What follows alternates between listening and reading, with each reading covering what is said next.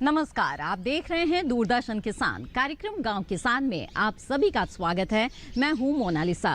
कार्यक्रम गांव किसान में जहां हम अपने सेगमेंट खेती किसानी और हमारा पशुधन के माध्यम से आपके लिए कृषि जगत से जुड़ी हुई और पशुपालन से संबंधित महत्वपूर्ण जानकारियां लेकर आते हैं, तो वहीं अपने सेगमेंट कामयाब किसान की दास्तान में हम आपको मिलवाते हैं एक सफल किसान से। तो आइए शुरू करते हैं आज का ये कार्यक्रम।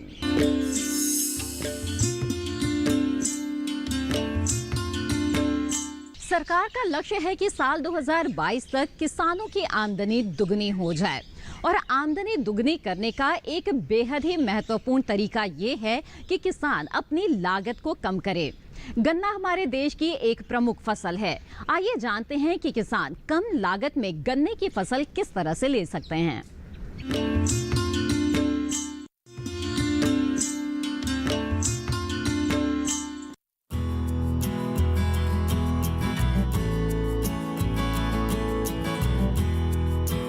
गन्ना हमारे देश की प्रमुख नकदी फसल है। देश में सबसे ज्यादा गन्ना उत्तर प्रदेश में पैदा किया जाता है। गन्ना और इससे बने उत्पादों की मांग बाजार में हमेशा बनी रहती है। इसीलिए किसान नई विधियां अपनाकर गन्ने की भरपूर पैदावार लेने का प्रयास करते हैं। मुनाफा अच्छा मिलने के साथ ही किसानों की मंशा होती है कि बुआई में कम से कम लागत आए। आज हम आपको कुछ ऐसे ही उपाय बताएंगे जिससे लागत कम और मुनाफा अधिक लिया जा सकता है। ये समय बसंतकालीन गन्ने की बुआई के लिए अच्छा माना जाता है। किसान फरवरी से मार्च के बीच गन्ने की बुआई कर सकते हैं। लागत कम आए इसके लिए ट्रेंच विधि अपनाई जाती है। इस विधि में 30 सेंटीमीटर चौड़ी और इतनी ही गहरी नाली बनाई जाती है। दो नालियों के बीच की दूरी 120 सेंटीमीटर रखी जाती है। फिर 2 आंख वाले गन्ने के टुकड़े लेकर उन्हें आड़ा बोया जाता है और 2 टुकड़ों के बीच करीब 10 सेंटीमीटर दूरी रखी जाती है। इस विधि में बीज थोड़ा ज्यादा लगता है, लेकिन इससे 25% तक ज्यादा फसल ली जा सकती है। बुआई करते समय गन्ने से ज्यादा बीज कैसे लिए जाए और बचे गन्नों का भी इस्तेमाल किया जा सके, ये बता रहे हैं युवा उद्यमी हिमांशु। मैं हमारे स्टार्टअप बॉर्न फार्मो को यहाँ पे रिप्रेजेंट कर रहा हूँ। हमारे स्टार्टअप फार्म मैकेनाइजेशन में काम करता है। हमने ये मशीन बनाई है सस्टेनेबल शुगरकेन इनिशिएटिव के अंदर। अभी पहले क्या होता है कि 3 आंख का एक बड सेट बना लिया जाता है जिसको खेतों में डाला जाता है। हमारी मशीन इस प्रोसेस को थोड़ा चेंज करना चाह रही है। हम अब single I bud sets prepare करके इसको सीधा सो करने की प्रैक्टिस लेके आना चाह रहे हैं इंडिया में। इससे हमारी फसल की बहुत बचत होती है, हमारी सीड कॉस्ट बहुत बचती है, लेबर कॉस्ट बहुत बचती है मशीन के थ्रू। मशीन का प्राइस हमारा आता है 49,500 प्लस जीएसटी में। मशीन पूरी तरीके से सुरक्षित है। फूड ग्रेड मटेरियल का हमने इस्तेमाल किया है इस मशीन में। जगह जगह सारा स्टेनलेस स्टील यूज़ किया है जहाँ जहाँ पे भी शुगरकेन टच कर सकता है। हम पूसा से इंक्यूबेटेड हैं। यहाँ से हमने 1.5 साल पहले हमने कंपटीशन के थ्रू हमें सिलेक्ट किया गया था और उसके थ्रू फंडिंग के साथ हमने इस मशीन को डेवलप किया है। इसके अलावा किसान गन्ने की फसल के साथ अन्य फसलें उगाकर भी अतिरिक्त मुनाफा कमा सकते हैं। मेरठ के किसान विनोद ने किस तरह से गन्ने के साथ मिश्रित खेती अपनाई है, आइए जानते हैं। मैं आपको मिश्रित खेती के बारे में थोड़ा सा बताऊंगा कि हम लोगों ने जो गन्ने की साथ में सह फसल जो बो रखी है वो हमने कैसे तैयार करी, कैसे ली। जो आप देख रहे हैं ये मसूर और गन्ने का खेत है और हम लोगों ने ओटम में असोज में गन्ने की बुआई करी, यानी कि 15 सितंबर को हमने गन्ने की बुआई करी और गन्ने की बुआई करी हमने ट्रंच विधि से। ट्रंच विधि का मतलब ये है कि जो लाइन से लाइन की दूरी है वो आपकी 3 फुट होगी, 5 फुट है सॉरी, लाइन से लाइन की दूरी 5 फुट और जो आँख से आँख की दूरी है वो आपकी 1 फुट होनी चाहिए। तो आँख निकालने के लिए पहले हमने गन्ने की आँख निकाली। एक आँख का गन्ना काटा और एक आँख के गन्ना काट के हम लोगों ने जो होता उसकी बुआई करी। जो आँख है वो एक एकड़ में करीब 10,000 आँख, 8 से 10,000 आँख एक एकड़ में लगती हैं। उससे हमारे गन्ने की भी बचत होती है। मैं आपको बता दूं कि अगर साधारण तरीके से हम गन्ने की बुआई करते हैं तो उसमें करीब 5 कुंटल गन्ना 1 बीघे में लगता है या 25 कुंटल गन्ना 1 एकड़ में लगता है। अगर हम गन्ने की आँख निकालकर बुआई करते हैं, टंच विधि से उसकी बुआई करते हैं, तो गन्ने की मात्रा लगभग 1.5 से 2 कुंटल लगती है। तो यानी कि हम 3 कुंटल गन्ने की बचत जो है टंच विधि द्वारा कर लेते हैं। मेरा ये मानना है कि हमें अपने खेतों में लागत को कम करना है। लागत कैसे कम करें, थोड़ा मैंने उस पर ध्यान दिया है।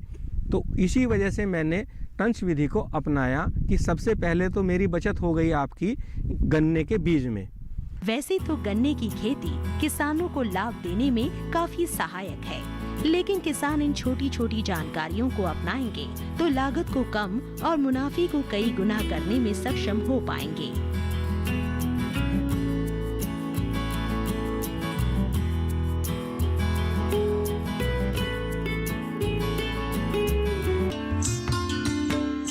तो अभी आपने जाना कि कम लागत में आप गन्ने की किस तरह से अच्छी पैदावार हासिल कर सकते हैं।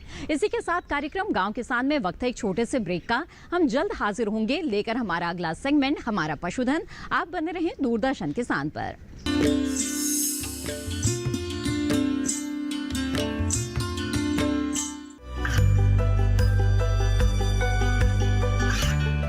गांवों और पिछड़े क्षेत्रों में सरकारी योजनाओं की जानकारी पहुंचा। देश में कौशल और क्षमता विकास कर ग्रामीणों को सामाजिक बदलाव और विकास से जोड़ने की दूरदर्शन किसान की पहल चौपाल चर्चा देखें सोमवार से शुक्रवार सुबह 9 बजे। खुशहाल होंगे खेत, पशु रहेंगे स्वस्थ, सरकारी स्कीम का होगा लाभ, जब एक्सपर्ट्स का मिलेगा साथ, आपके सवाल विशेषज्ञों के जवाब, सिर्फ एक फोन कॉल की दूरी पर। देखिए किसानों का अपना प्रोग्राम हेलो किसान, सोमवार से शुक्रवार शाम 6 बजे से सिर्फ दूरदर्शन किसान पर।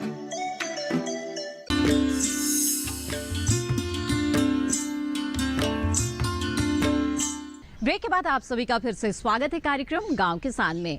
आइए देखते हैं हमारा अगला सेगमेंट, हमारा पशुधन, जिसमें आज हम आपको जानकारी देने वाले हैं ऊंट पालन के बारे में। जी हां, रेगिस्तानी जमीन पर जहां पर बहुत ज्यादा पैदावार की गुंजाइश नहीं होती है, वहां पर किसानों के लिए एक बहुत ही अच्छा वैकल्पिक व्यवसाय का स्रोत है ऊंट पालन। और किस तरह से किसान ऊंट पालन कर सकते हैं, किस तरह के लाभ है, आइए इसके बारे में जानते हैं विस्तार से इस रिपोर्ट के जरिए।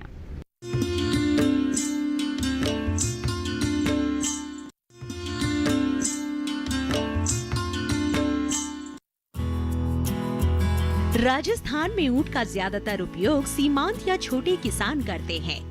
वो इन ऊँटों की सहायता से खेत में हल जोतने, माल ढोने और परिवहन आदि के कामों को सफल बनाते आ रहे हैं। इसके अलावा सीमा सुरक्षा क्षेत्रों में भी ऊँटों का बड़ी मात्रा में इस्तेमाल किया जाता है, लेकिन इन सबसे भी ज्यादा महत्व इसके दूध का है। सिर्फ इसके दूध का सही तरह से उत्पादन करके किसान कई गुना आय कमा सकते हैं, क्योंकि नई नई शोधों में ऊँटनी के दूध में पाए जाने वाले औषधीय गुणों के कई राज सामने आ रहे हैं। ऊँटनी के दूध के औषधीय गुण: इसका दूध बैक्टीरिया व वायरस की वृद्धि को रोकता है, कई रोगों के इलाज में अहम भूमिका निभाता है। ऊँटनी के दूध में वसा, प्रोटीन, लैक्टोज व खनिज तत्व मौजूद होते हैं। ऊँटनी के दूध में पाए जाने वाले रासायनिक अवयव: जल की मात्रा 88.55 से 90.15%, वसा 02.60 से 03.50%, प्रोटीन 03.73 से 03.89%, कैसीन 02.90 से 03.02%, अम्लता 00.12 से 00.14%, पीएच मान 06.36 से 06.58।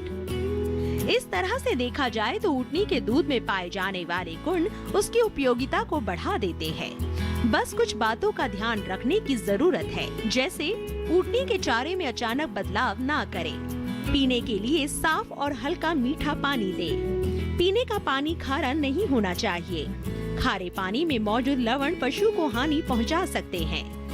ऊँटनी का आवास और आहार साफ सुथरा रखें। गर्मियों में पशु को ज्यादा तापमान से बचाने के उपाय करें। बीमारियों के लक्षण दिखाई देने पर पशु चिकित्सक से संपर्क करें। भरपूर दूध उत्पादन लेने के लिए पशुपालकों को पशु के आहार पर खास ध्यान देने की जरूरत होती है। ऊँट प्रतिदिन अपने शारीरिक भार का अधिक से अधिक 1.5 से 2% चारा खाता है।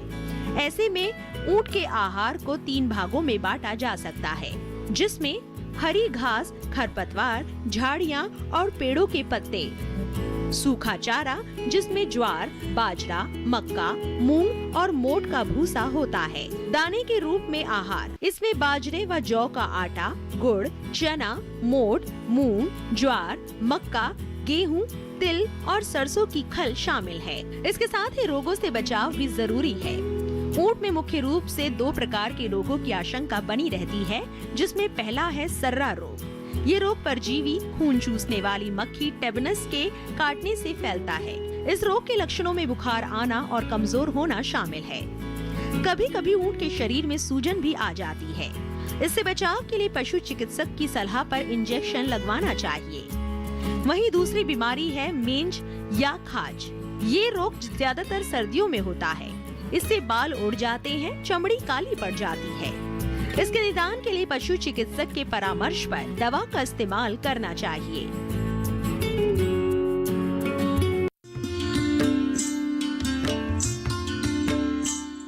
पशुओं से अच्छा उत्पादन प्राप्त करने के लिए जरूरी है मौसम के अनुसार उचित पशु प्रबंधन। तो आइए देखते हैं क्या कहता है इस माह का पशुपालक कैलेंडर।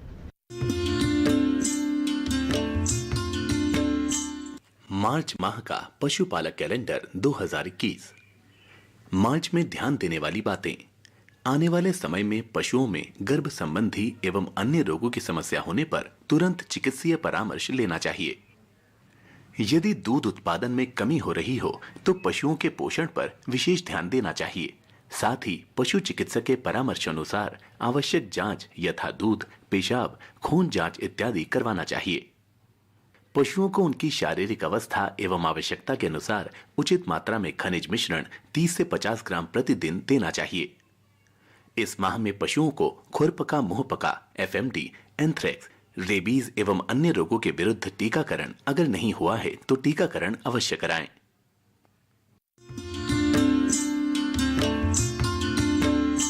इसी के साथ कार्यक्रम गांव किसान में वक्त है एक और छोटे से ब्रेक का। जल्द हाजिर होंगे लेकर कामयाब किसान की दास्तान। आप बने रहें दूरदर्शन किसान पर।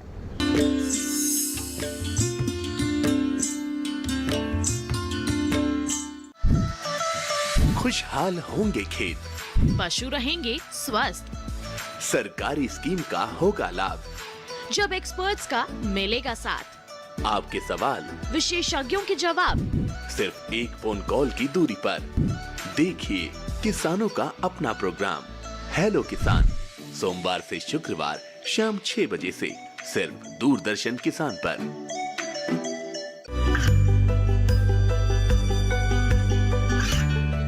गांवों और पिछड़े क्षेत्रों में सरकारी योजनाओं की जानकारी पहुंचा।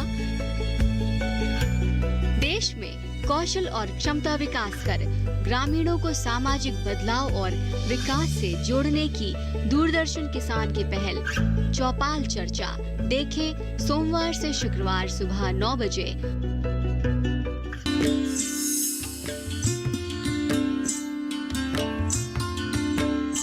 ब्रेक के बाद आप सभी का फिर से स्वागत है कार्यक्रम गांव किसान में। आइए देखते हैं हमारा अगला सेगमेंट कामयाब किसान की दास्तान।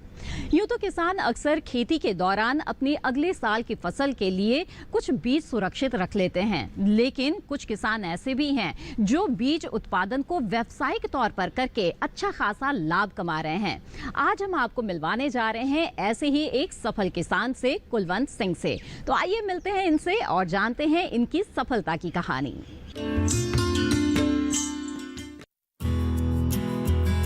कृषि एक ऐसी विधा है जिसके हर पहलू को खंगाला जाए तो लाभ ही लाभ मिलेगा।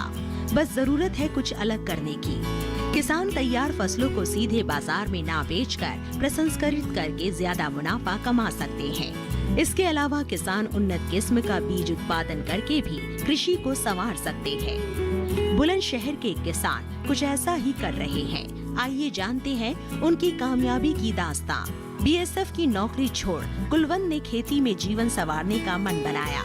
2003 से उन्होंने अपने खेतों में बीज बोने शुरू किए, लेकिन सफलता हाथ ना लगी। इसके समाधान के लिए कुलवंत ने पूसा संस्थान से संपर्क किया तो उन्हें बीज उत्पादन का सुझाव दिया गया।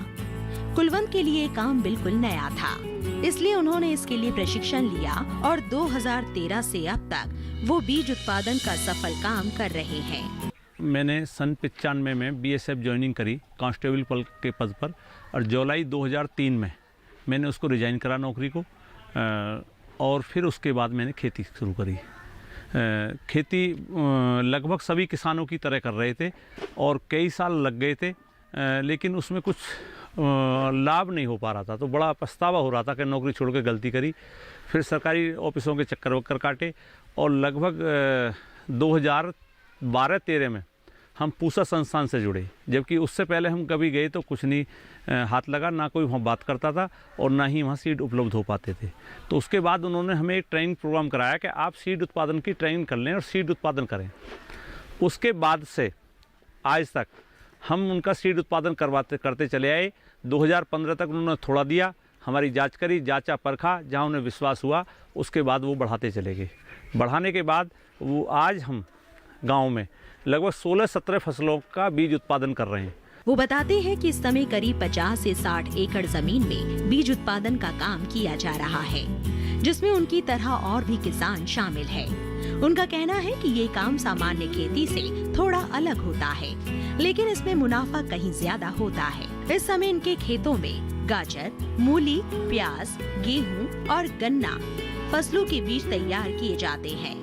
तैयार बीज का करीब 80% हिस्सा पूसा संस्थान में जाता है, बाकी 20% बीज गांव के किसान खरीदते हैं। इस तरह उन्नत बीजों के इस्तेमाल से उनकी और उनके गांव की तस्वीर बदल रही है। 16-17 फसलों का मतलब हो गया लगभग 50 से 60 एकड़ ज़मीन में। 50-60 एकड़ ज़मीन मेरे पास अकेले के पास नहीं है, मेरे भाइयों के पास है, बशर्ते गांव के और लोगों के पास है। पिछली 3 साल में ये स्थिति हुई है कि पड़ोसी गांवों को भी हमने जोड़ा है, वहाँ भी हम सीड उत्पादन करवा रहे हैं। अब सीड उत्पादन में हम बात करें जैसे धान की, तो धान का मैं विस्तार से बताने की कोशिश करूँगा कि धान जो हमारा पिछली 3 साल का अगर रिकॉर्ड देखें तो किसान का 1600 रुपये से 2000 रुपये प्रति कुंटल तक बिक रहा है, जबकि पूसा संस्थान हमारा 4800 रुपये कुंटल खरीद रहा है। लेकिन वो बीज पैदा कराते हैं, तो जो हमारा हम किसान के तरीके से धान नाज पैदा करेंगे और बीज पैदा करेंगे तो बीज में लगभग 20% उत्पादन एक्स्ट्रा लागत एक्स्ट्रा आती है। लागत जब एक्स्ट्रा आती है तो उसका वो हमें भाव देते हैं, तो ग्रेडिंग करने के बाद वो हमें 4800 रुपये का पेमेंट देते हैं। अगर मैं सरू से देखूं किसान वाले नज़रिए से तो वो करीब 3700-3800 रुपये कुंटल का पड़ता है, और आज बाज़ार की स्थिति देखूं तो 1700 रुपये कुंटल या 2000 रुपये कुंटल बिक रही है। लगभग 1.25-2 गुनी कीमत में हमें धान के ही पैसे मिल रहे हैं। अब हम बात करें गाजर की या प्याज की या मूली की, इनमें लगभग 1.5 लाख रुपये प्रति एकड़ लगभग मेरे यहाँ का बीघे में 6.25 बीघे बैठते हैं, और बीघे में जो है वो 30,000 रुपये का लगभग 1 बीघे से मुझे बीज प्राप्त होता है। जबकि आम जो गेहूँ हैं या गन्ना है उनसे अगर मैं खर्चा काट के देखूं तो हमें 10,000 रुपये नहीं मिलते, जबकि इसका खर्चा काट के हमें 20,000 रुपये प्रति बीघा या 1,20,000 रुपये प्रति एकड़ हमें लाभ मिल रहा है। तो ये अगर आज कुछ दिन से शोर हो रहा है कि आमदनी दूनी करना, तो मैं तो ये समझ रहा हूँ अगर मैं व्यक्तिगत बात करूँ या मैं ग्रुप की बात करूँ तो वो दूनी से भी ज़्यादा पहुँच चुकी है।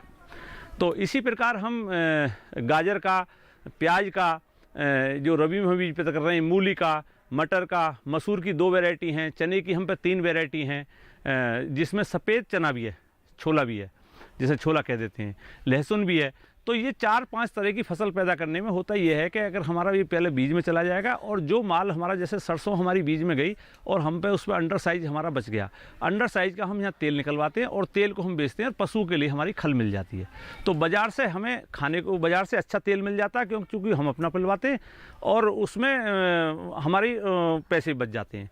तो उससे जो हम पे फालतू होता है हम उसे बेच लेते हैं, बाकी बीज के रूप में काम कर रहे हैं। और हमारा जो ग्रुप बना हुआ है जिसमें हम 15 से 20 लोग जुड़े हैं, Jupiter the group of progressive farmer के नाम से ग्रुप है, जो ये यहाँ संस्थान में वो ग्रुप ही बीज पैदा कर दे रहा है।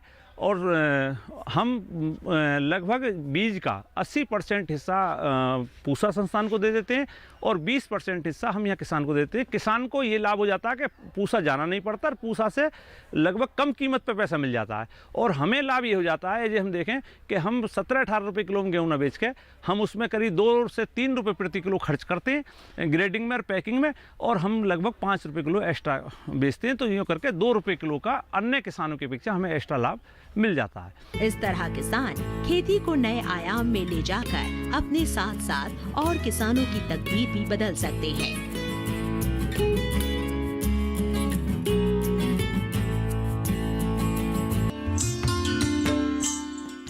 इसी के साथ कार्यक्रम गांव किसान की आज की कड़ी में बस इतना ही। हमें दीजिए इजाजत। आप बने रहें दूरदर्शन किसान पर। नमस्कार।